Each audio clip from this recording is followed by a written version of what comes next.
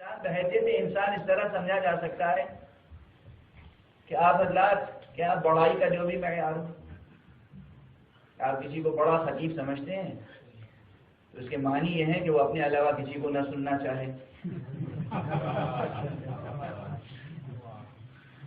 کوئی بڑا شاعر ہوتا ہے تو یہ سوچتا ہے کہ میرے بعد کوئی اور نہ پڑھے. کیا بات. کوئی بڑا سرمایہ دار ہوتا ہے تو وہ سمجھتا ہے کہ کسی محفل میں چلا جاؤں تو پیچھے نہ بیٹھالا جائے، مجھے سب سے آگے بیٹھالا جائے.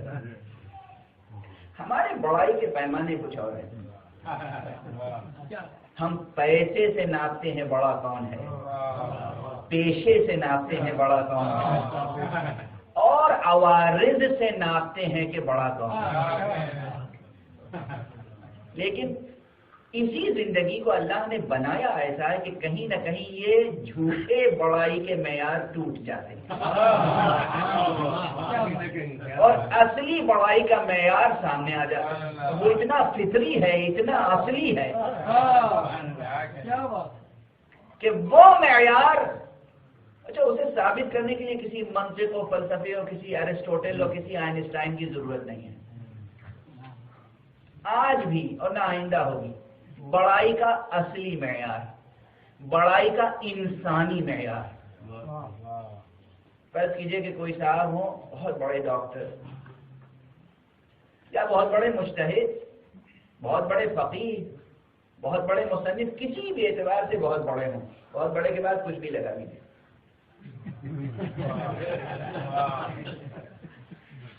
ایک جنرل فارمولہ بنائیے.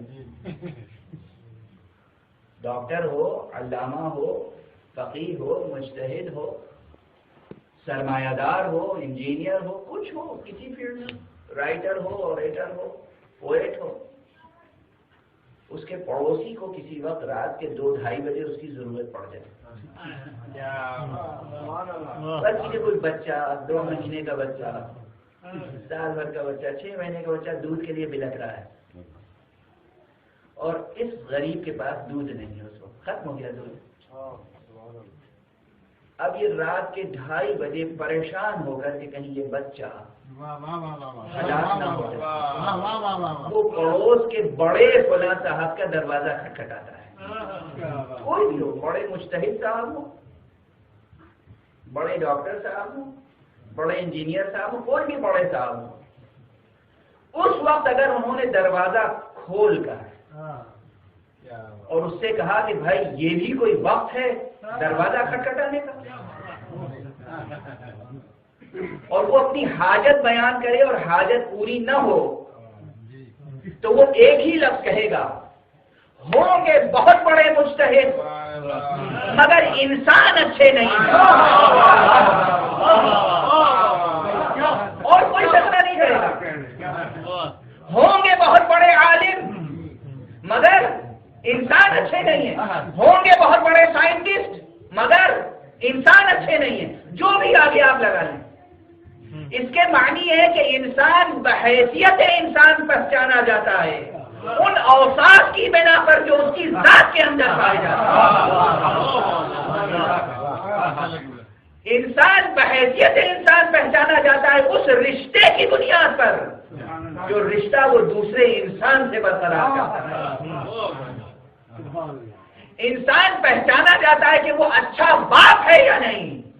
انسان پہچانا جاتا ہے اس وقت سے کہ وہ اچھا بھائی ہے یا نہیں.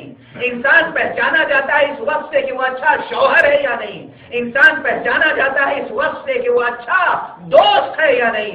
یہ تمام وہ انسانی رشتے ہیں جن کی روشنی میں انسانیت کی بڑائی کو پرکھا جاتا ہے. اور قیامت تک تمام انسان محتاج رہیں گے ان تمام رشتوں میں محمد مصطفیٰ صلی اللہ علیہ وسلم سیرت کے، کہ وہ اس آئینے میں دیکھیں کہ انسان کو انسان سے کس طرح پیش آنا.